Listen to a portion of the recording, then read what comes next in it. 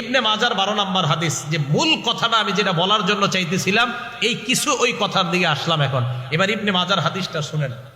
এই হাদিসের বর্ণনাকারী মিকদাম ইবনে মাদি কারব রাদিয়াল্লাহু তাআলা তিনি বলেন, রাসূল আকরাম সাল্লাল্লাহু আলাইহি সাল্লাম ইরশাদ করেন, ইউশিকুর রাজুলু মুত্তাকিয়ান আলা আরিকাতি।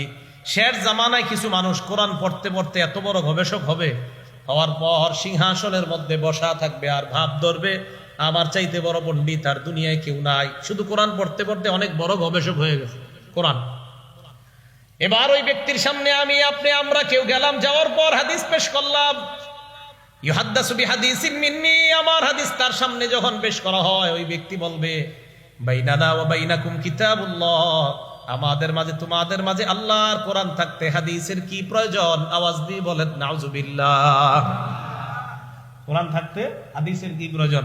বলেন আমগো কাছে নবীজি কি শুধু কোরআন দিছে না কোরআন সুন্নাহ? না, আবার আল্লাহ কইছে নবী যা দিছে এটা গ্রহণ করো। নবী দিছে কয় জিনিস? কোরআন এবং সুন্নাহ। এখন আমরা ওই কোরআনওয়ালার কাছে যখন গিয়ে হাদিস পেশ করব, সে বলে আমাদের কাছে কোরআন থাকতে হাদিসের কি দরকার? এখন সে যুক্তি দেয়, ফামা ওয়াজাদনা ফীহি মিন হারামিন হারামনা, কোরআনের হারাম হারাম মানলেই হয়। ওয়া ওয়াজাদনা ফীহি মিন হালালিন ইস্তাহলালনা, কোরআনের হালাল হালাল মানলেই হয়। বা কোরআনের হালাল কোরআনের হারাম মানলেই তো। হাদিসের কি দরকার?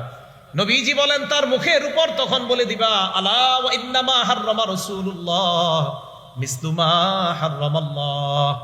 নবী যা হারাম করে, নবীর হারাম করাটা আল্লাহর হারামের মতো বিধিবদ্ধ হয়ে যায়।